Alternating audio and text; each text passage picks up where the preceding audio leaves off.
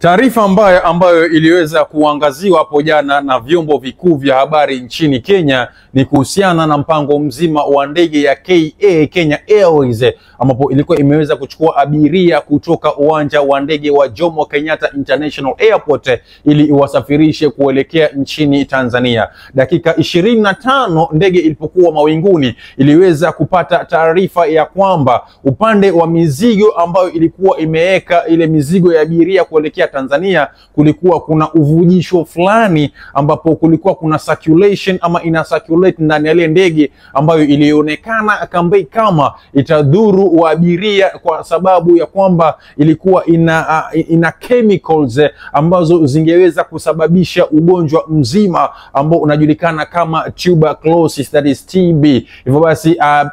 rubani aliweza kushauriwa na wale watu ambao wako kwa ile ndege na kumwambia, ama wale watu ambao ni wa medical facility kwenye ile ndege, na kumwambia ya kwamba asiendelee na ile safari kuelekea zake Tanzania, lakini imbidi ama atalazimishwa ama alazimike ya kwamba apige U-turn, yani ageuze ile ndege ili iweze kurudi kwenye uwanja wa Jomo Kenyatta International Airport. Abiria wote waweze kushukishwa na kupulizwa mpulizo ambao utawafanya ile harufu ama ile circulation ambayo labda ingewapa maradhi ndani ya ile ndege iweze kuwatoka, pamoja na ile mizigo yote ambayo ilikuwa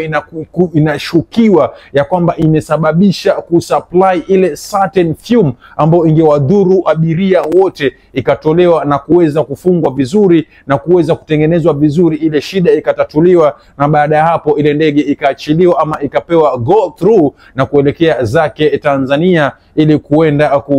kupeleka wale ambao walikuwa wanaelekea Tanzania, ambapo walikuwa Watanzania wenyewe ambao wametoka Kenya na baadhi ya Wakenya pamoja na watalii wengine tofauti ambao wametoka nchi tofauti ambao walikuwa wanaenda zao Tanzania kutoka Kenya. So swala zima linakuja hapa, je, ndege ya Kenya Airways, kuna usalama kwenye ndege ya Kenya Airways? Lakini acha nikwambia kwamba visa vingi sana vimeweza kutokea kwenye hino ndege. Visa vya watu wengi sana kufariki kwenye hino ndege vimeweza kutokea. Juzi tu mwezi uliopita, mwezi wa 3, kuna jamaa ambaye alikuwa yuko middle age, ambapo nileta story yake hapa, ambao alikuwa ametoka United States of America, ambapo alikuwa ameweza kusafiri kwenye ile ndege, lakini alipofika JKA alipatikana amefariki, yani mwili wake ulikuwa umepoza tayari kwenye kile kiti ambacho alikuwa ameketi. Na walipofanya uchunguzi, DNA iliweza kushukizia ama DNA iliweza kuonekana kwamba aliweza kufa kwa sababu alikuwa na maradhi fulani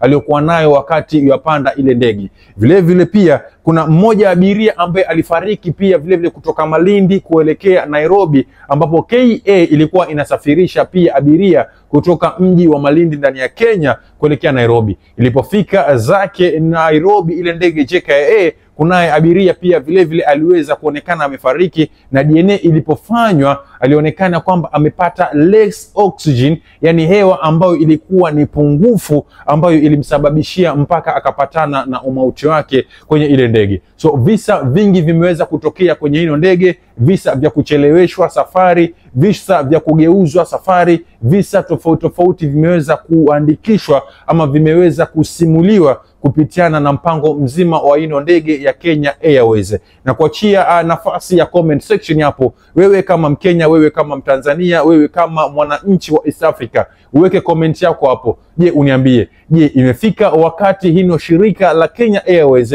linapaswa lifungwe ili liweze kurekebishwa, ama liendelee tu na safari zake za kila siku zile ambazo zinapaswa? Acha nikukumbushe pia ya kwamba ipo ndege ya Tanzania Airways ama ndege ya Tanzania ambayo iliweza kufungiwa anga za Europe ama anga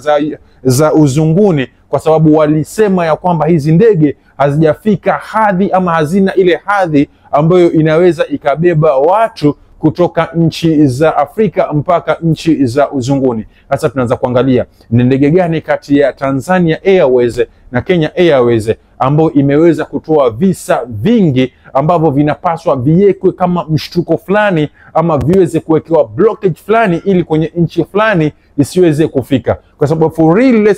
let's be frank here, ya kwamba